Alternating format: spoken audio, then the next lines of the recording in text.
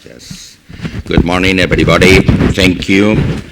I would like to express my gratitude to the organizers of this important conference for giving me the opportunity to share with all of you what the European networks means and what means the registry, and to express my ideas on how these tools may contribute to the development of new therapeutic strategies for rare diseases, including Aniridia. This is the outline of my talk. First, I would like to analyze which is the current situation of rare diseases in Spain. Then I would like to define the European reference networks.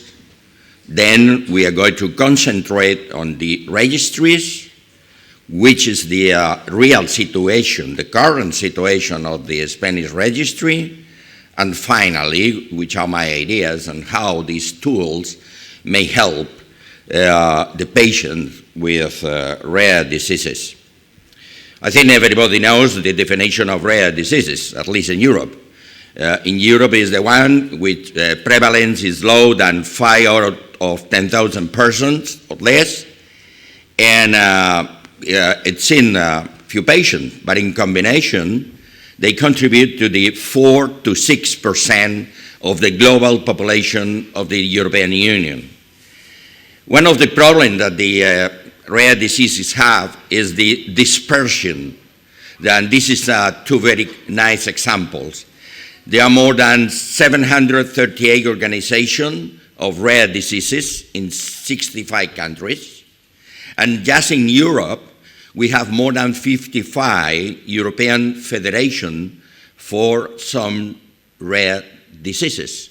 This is bad for, in my opinion, for the patients. Those patients have extra difficulties. Obviously, we have an ignorance about the pathogenesis of the problem, and obviously difficulties to establish the diagnosis.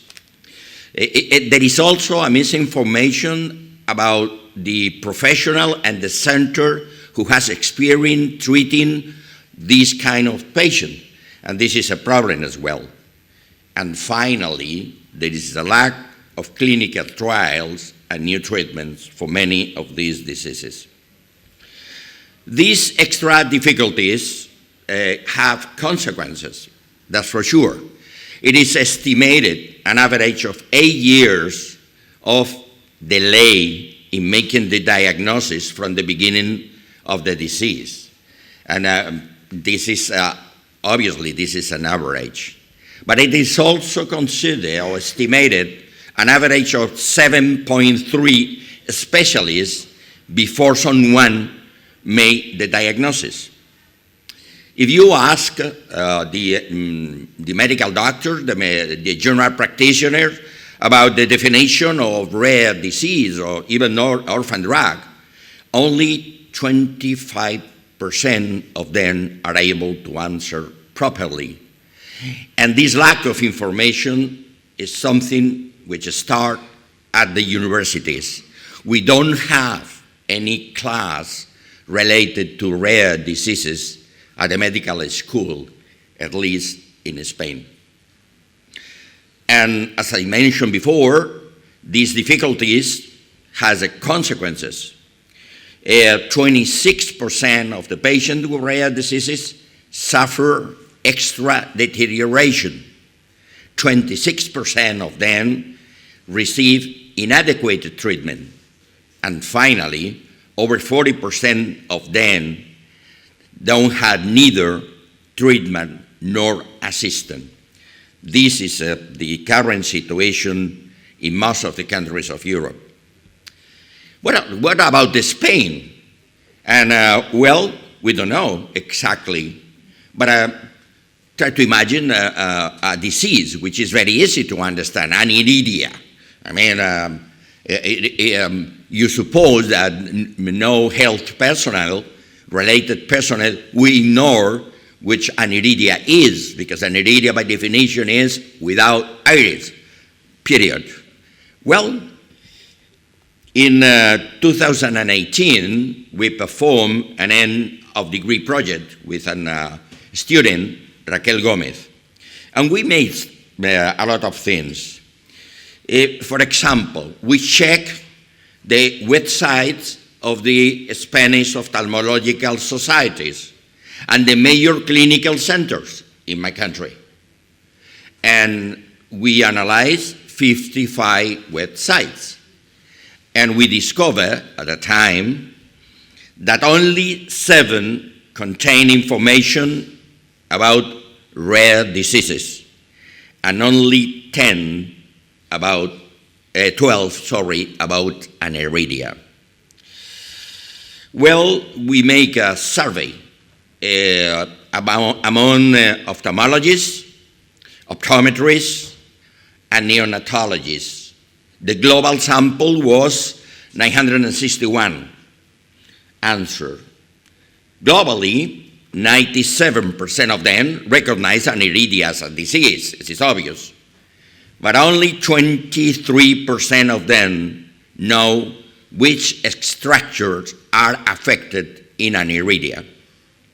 Even more, only 25% of the health personnel are aware of the existence of the Spanish Aniridia Association. Obviously, 57% of them say we will be able to localize, obviously by using Google. That's very useful, or Siri, maybe, I don't know. What about the ophthalmologists? That's very important. So only 42% of the ophthalmologists are able to recognize the affected structures in Aniridia. Fortunately, 94% of them recognize the typical age of the diagnosis, and also 94% of them recognize that Aniridia is a rare disease. But what happened about the association? Only 66% of them recognize the existence of the Spanish Aniridia Association. And what about the optometrists? We collected answer of 739. The affected structures in Aniridia were only familiar for 20% of the optometrists. The typical age of diagnosis for 81%.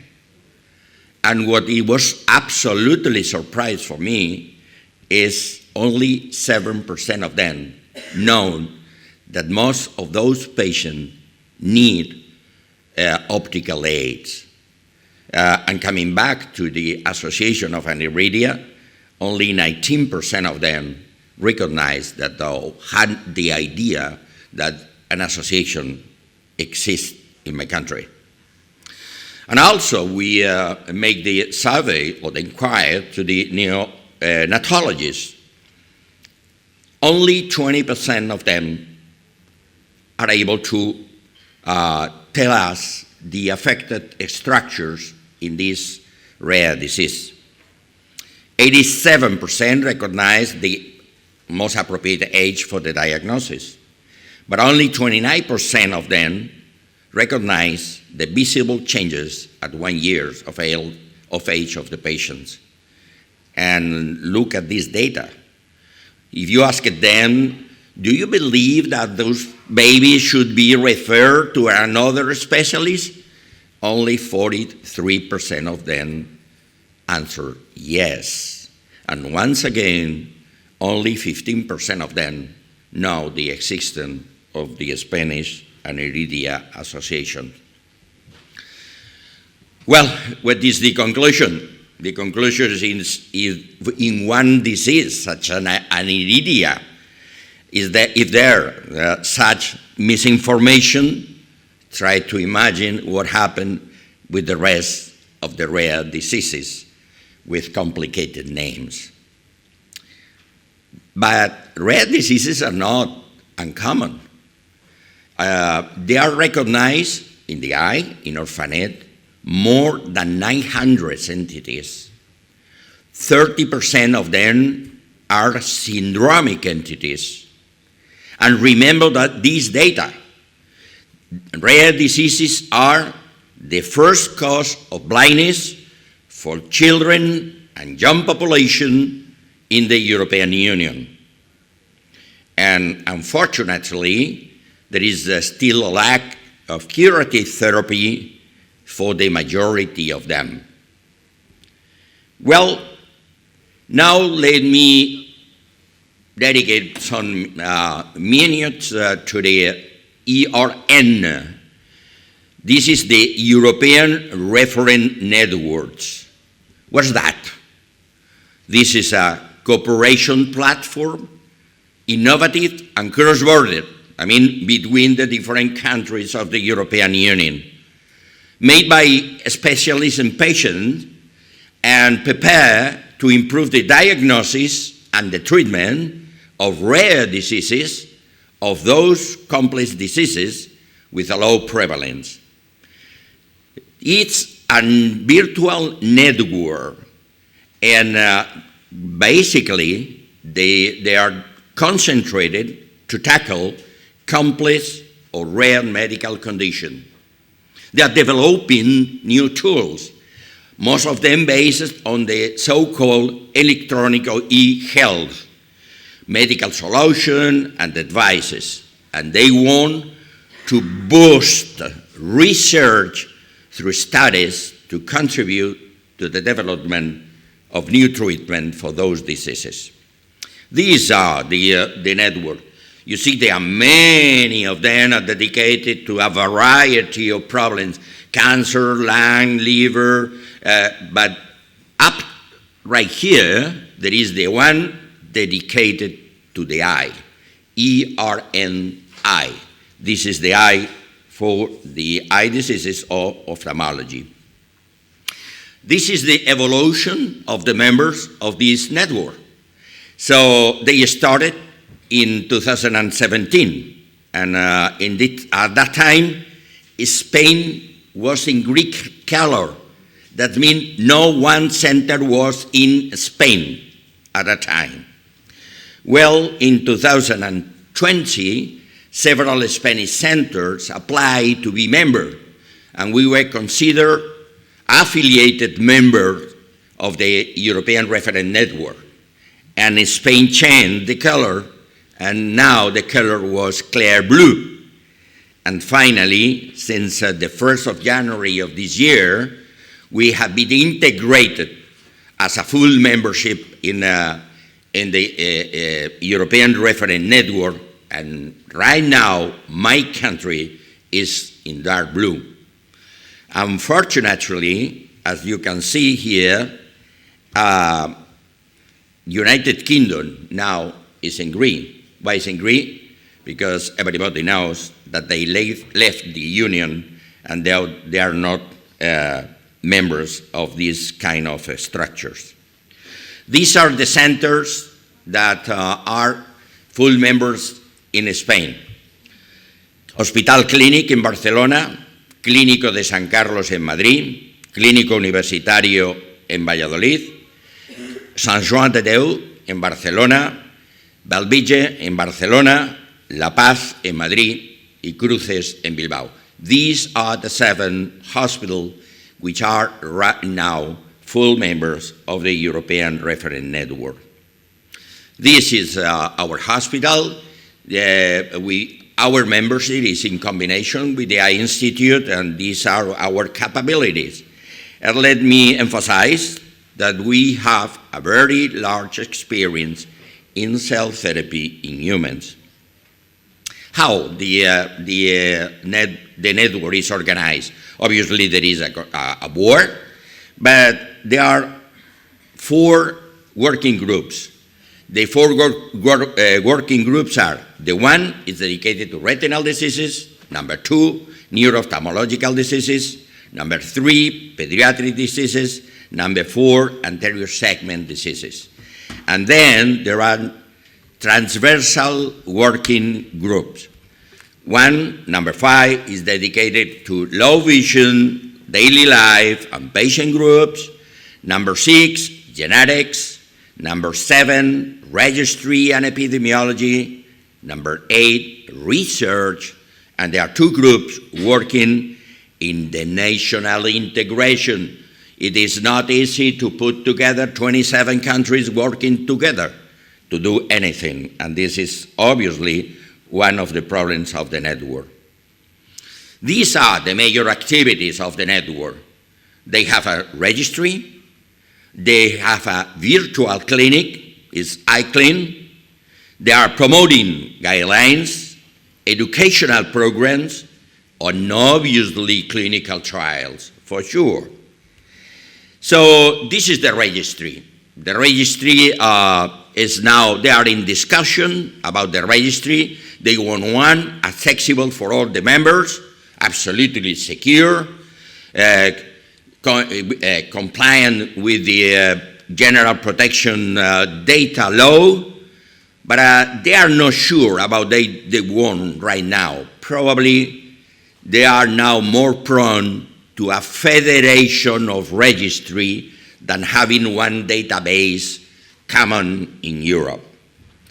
So at that point, I would like to express what is a registry. Registry is something very simple. It's an organized system using observational methods to collect in an uniform way data and to evaluate the results in a specific way for scientific, clinical, or political purposes.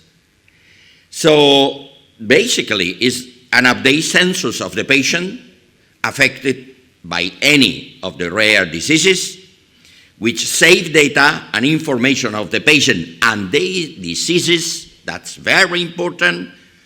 All those data protected by the current legislation. And we have one in Spain.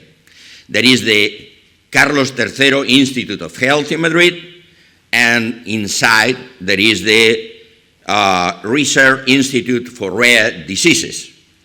Well, which is the value of a registry?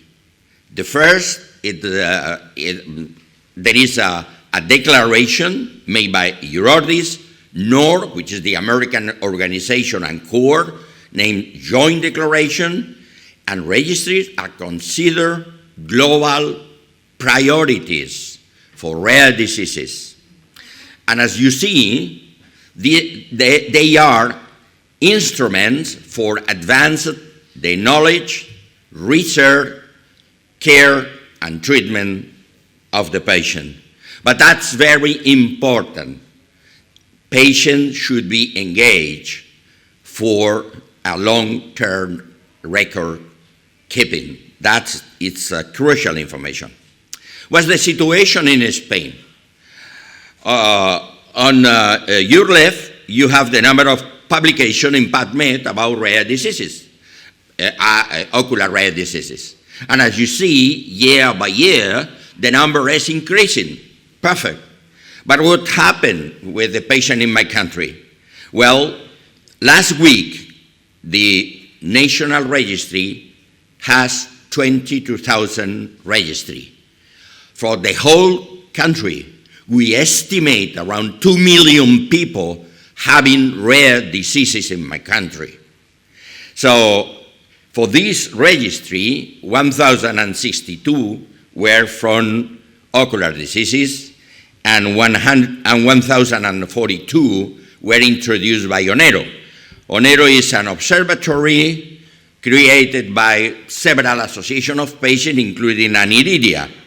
This is the website of Onero, and they have an official agreement with the Carlos III National Institute of Health. Well, a second idea, which is, in my opinion, very important for the European reference network, is the so-called virtual clinic. They try to manage the difficult cases, providing second opinion with experts in the European Union. So they are developing now the system, is a complete secure system with a secure storage, and data are pseudonymized. So that's one of the challenges of the European Reference Network. The network has some other activities. They have scientific and medical workshop, educational action, educational videos, webinar, GRIT is Grand Round. And they make a lot of communication, which in our opinion is very, very important. But we enter in this website of the European Reference Network of the Eye, and we search clinical trials. And look at that. These are the clinical trials inside of the European Reference Network. Try to find Aniridia. No, there is no Aniridia trials inside of the European Reference Network. So the question is, they are not clinical trials on Aniridia, or they are not inside of the European Reference Network, okay? Have a look at clinicaltrial.gov. So if you look at clinicaltrial.gov and you write Aniridia, you find 15 studies. Well, we are going to analyze them because most of them are not really clinical trials, are observational studies to improve our knowledge on the natural history of the disease. Okay, but for example, that one, number 2 and number 3, obviously are with a drug, is a nonsense mutation. Most of them are also to analyze the so-called prosthetic tools, like artificial iris or things like that. But there are more, including the last one, number 15, which is the use of stem cells to treat limbal deficiency, which is one of the typical characteristics of the disease. Well, I don't want to talk too much about that because my fellow Dr. Herreras is going to have a talk on this subject specifically. He is the surgeon, but the IOBA has a extended history on using stem cells. The group of Dr. Calonge started in 2011 cultivating cells. 5 years afterwards, they promote the creation of animal models of limbal insufficiency, and finally, they transfer into the patients. So along the way, we have produced a lot of papers, that's for sure. This is our job as a university. But look at that. This is clinicaltrial.gov. And so this is the registry of our clinical trial, a randomized one, by using mesenchymal stem cells. So, 2 ideas. So, in global, using cultivated stem cells and bone-derived allogeneic mesenchymal stem cells, the success rate is around 80% at 1-2 years of follow-up and 75% at 3 years. But if you analyze those results with allogeneic mesenchymal stem cells, bone marrow derived, the success rate is 85%. And we have treated, not me, Dr. Herreras has treated a lot of patients from many parts in the country and also in Portugal. Now, just let me finish with these take-home messages. So how can we help the patients with rare diseases? Obviously, participating, encouraging the participation on these important tools, the European Reference Networks and the Registry. We need to increase the knowledge of these diseases. This is one of the limitations that we have with a direct impact on the capability of diagnosis that we have as a specialist. We need to share information. And these are rare diseases. So few people have extraordinary experience on treating this kind of patient. That is why we have to share the information. Obviously, we have to stimulate the properly phenotyping and genotyping, especially because the new gene therapies are coming very quickly. We have to, before continuing research, we should participate in the European structures. And obviously, we have to increase the communication. And that's all. Thank you so much for your attention.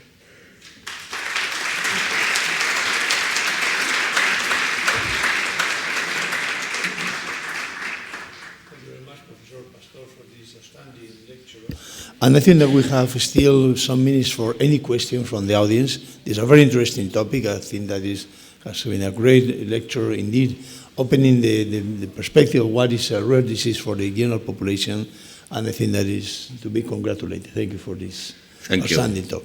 Any question from the audience? I have one. Is there any coffee right there? I need a coffee. I woke up at 5 this you will have and I completely asleep. Okay. If possible, intravenously. Okay.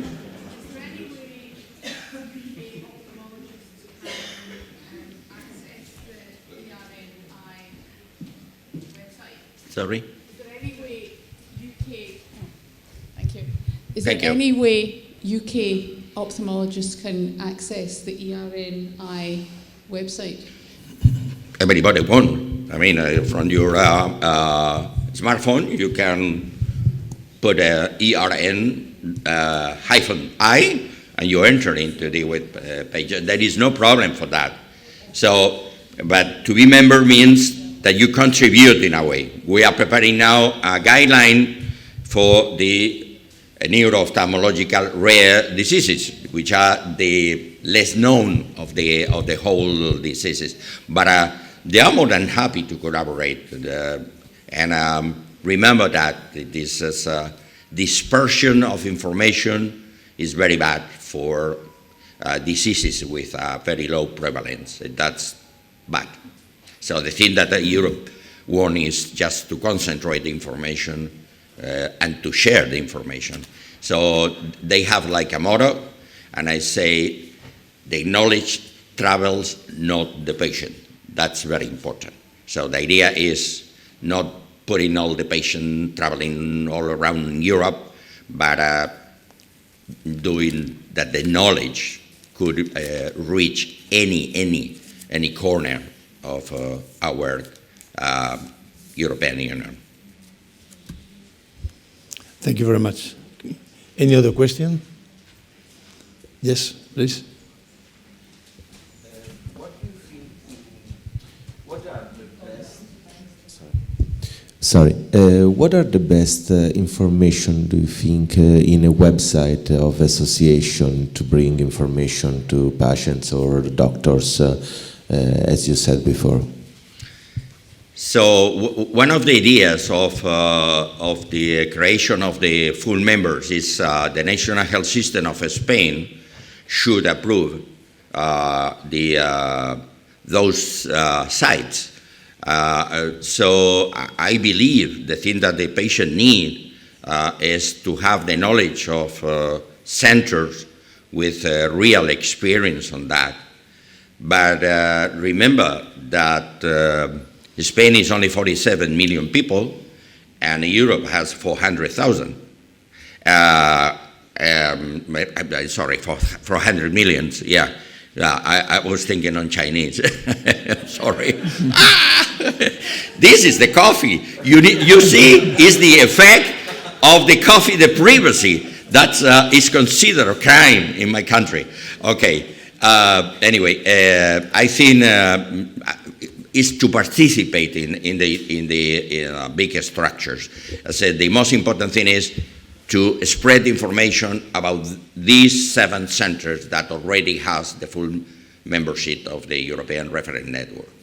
This is my opinion.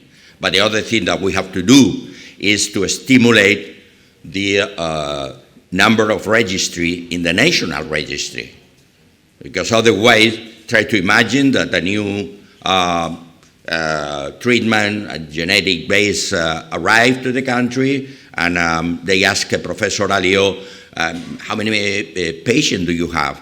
So, and then the people from Murcia, and then the people from Barcelona, and then the people from Sevilla. That's stupid. I mean, the first thing is to go directly to the National Registry and ask them which are the patients that you have on this disease, especially if they are genotyped, which is the most important thing to receive an appropriate treatment. So these are my two messages.